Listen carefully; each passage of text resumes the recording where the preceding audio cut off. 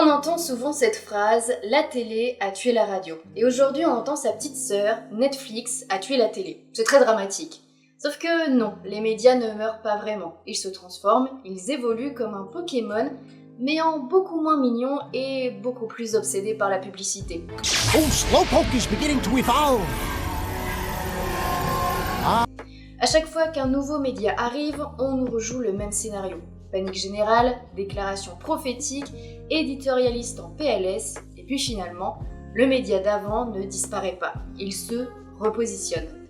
La radio n'est pas morte, elle est devenue le média de la parole, de l'intime.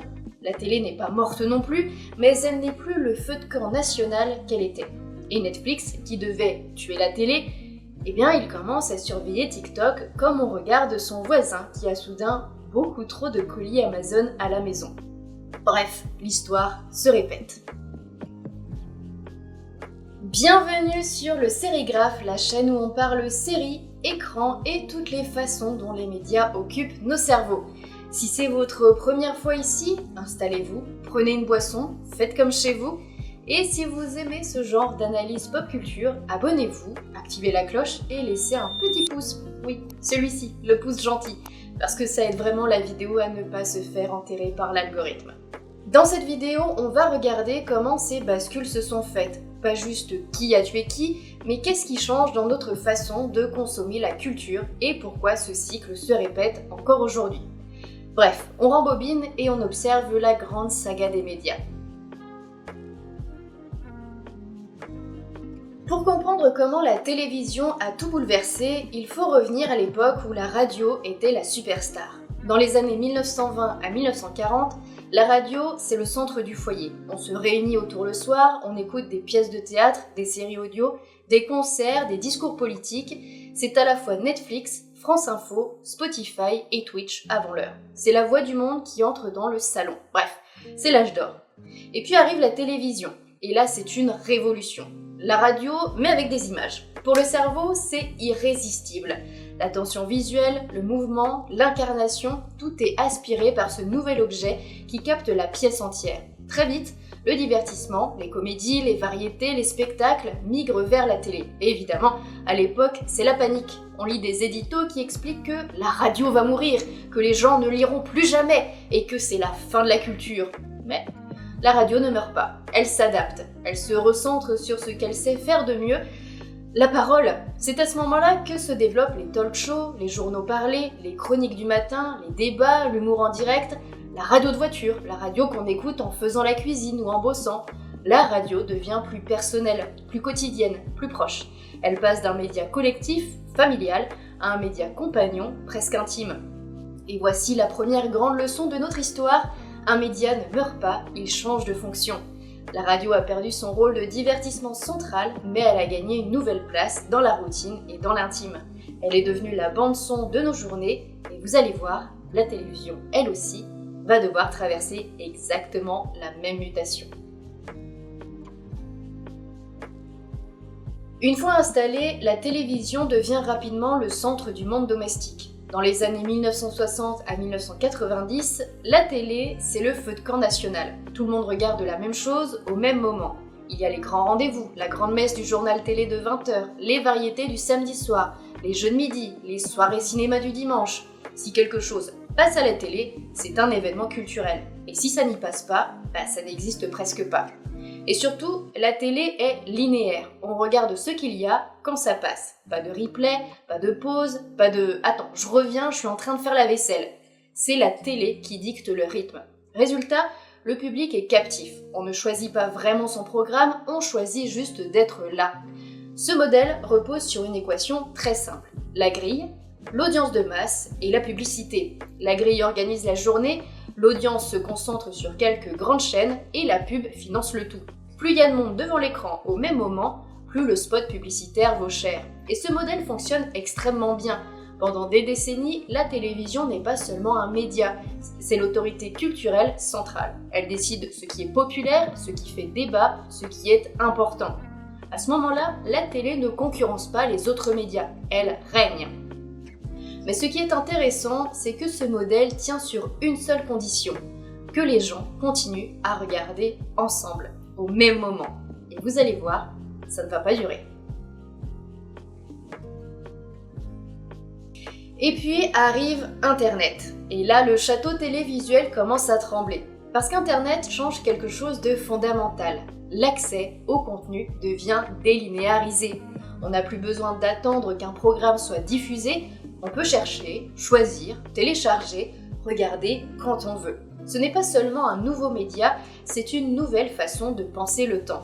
Au début, ça passe par des trucs un peu pirates. Les forums, les plateformes de streaming illégales, les sites obscurs avec 3 pop-up de casino en ligne avant de lancer l'épisode, on a connu.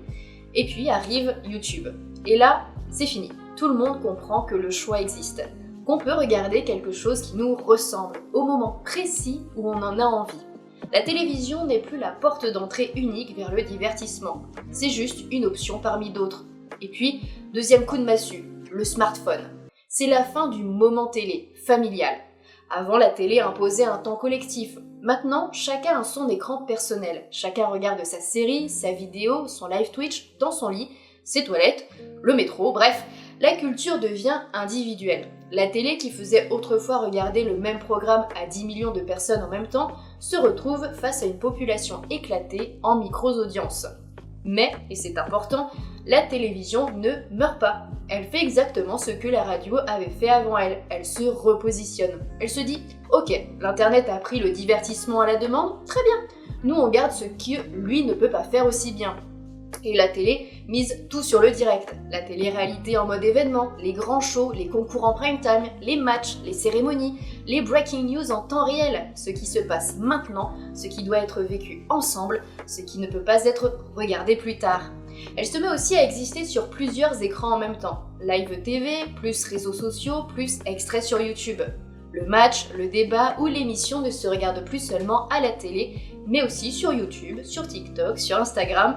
La télé devient un générateur d'instants sociaux, plus qu'un simple flux. Bref, comme la radio avant elle, elle ne meurt pas. Elle change de rôle, elle passe du centre de la culture au producteur d'événements. Et ça va devenir très important pour la suite.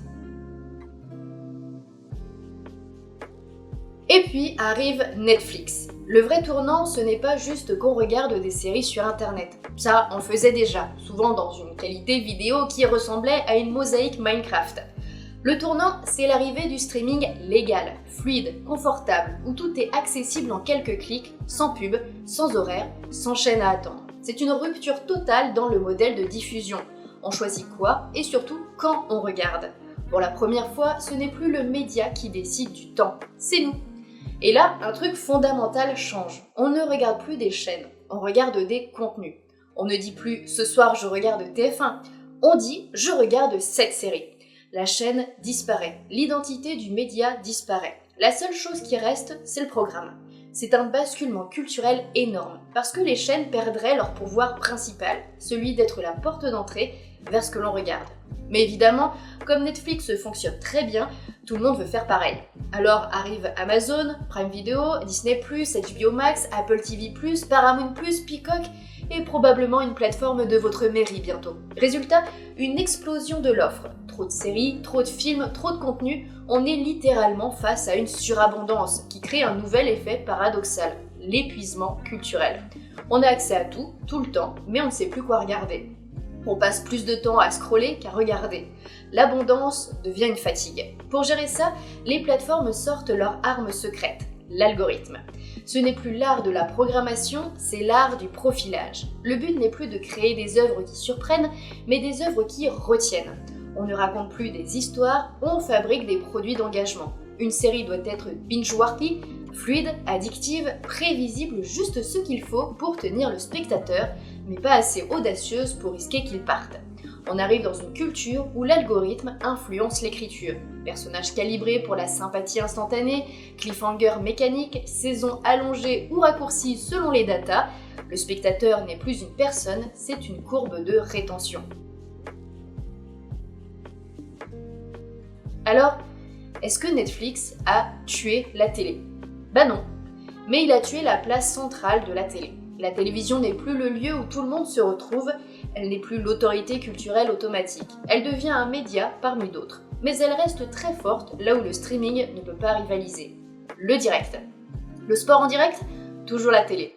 La politique en direct, toujours télé. Les événements locaux, la météo, les matinales régionales, toujours télé. Ce qui se vit ensemble, en même temps, reste son territoire. Tout le reste, le divertissement, la fiction, les séries, le binge, l'actualité pop, s'est fait absorber par l'algorithme des plateformes.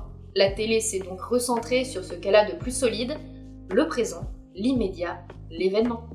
C'est là qu'on comprend quelque chose. Comme la radio avant elle, la télé n'est pas morte, elle a perdu le trône, mais elle s'est repositionnée. Aujourd'hui, la véritable question, ce n'est pas Netflix a-t-il tué la télé ? C'est qui est en train de tuer Netflix ? Spoiler, il mesure 15 secondes, il se consomme en boucle et il vient de vous voler 3 heures sans que vous vous en rendiez compte. Alors, est-ce que Netflix a tué la télé ? Non, la télé est encore là. Elle diffuse toujours, elle parle toujours, elle fait encore des audiences, elle organise encore des grands moments collectifs, mais ce que Netflix a tué, c'est le monopole culturel que la télévision avait depuis presque un siècle. Avant, la télé était l'arbitre. Ce qu'elle montrait était important, ce qu'elle ignorait n'existait pas. C'était elle qui décidait ce dont tout le monde parlait le lendemain à la machine à café. Aujourd'hui, cette machine à café n'existe plus, parce qu'on ne regarde plus tous la même chose. La culture s'est fragmentée, chacun vit dans sa bulle, son algorithme, sa timeline. On peut être passionné par une série dont ses amis n'ont jamais entendu parler. On peut vivre dans un univers culturel entièrement différent de son voisin. La télé n'est plus le centre, il n'y a plus de centre. Il y a des constellations d'intérêts, des communautés qui se croisent parfois, mais rarement. Et peut-être que ça n'est pas grave, peut-être même que c'est une libération. Mais on est sûr d'une chose, on ne vit plus la culture ensemble. Alors, qu'est-ce qu'on retient de tout ça ? La grande leçon, c'est simple. Les médias ne meurent pas. Ils mutent. La radio a survécu en devenant intime, proche de nous, compagnon de nos trajets et de nos routines. La télévision survit en restant maître du direct, de l'événement collectif, de ce que l'algorithme ne peut pas remplacer. Et Netflix ? Eh bien pour l'instant, il survit en nous donnant tout ce qu'on veut quand on veut. Mais pour combien de temps ? Peut-être que les vidéos courtes, TikTok et ses cousins sont déjà en train de le challenger, et que le cycle va recommencer. Bref, l'histoire des médias, c'est un peu comme un Pokémon légendaire, toujours en évolution, jamais vraiment mort. Et vous savez quoi ? On va continuer à vivre dedans, à choisir nos bulles, à se faire happer par des séries qu'on n'aurait jamais imaginées. Si cette plongée dans l'histoire des médias vous a plu, vous savez ce qu'il reste à faire. Likez la vidéo, abonnez-vous et activez la cloche pour ne rater aucune prochaine analyse. Et dites-moi en commentaire, quel média selon vous est le prochain à muter ? La radio 2.0 ? La télé ? Netflix ? TikTok ? Et maintenant on se retrouve très bientôt pour un nouvel épisode. Merci d'avoir regardé et à très vite sur le Sérigaf. Des bisous!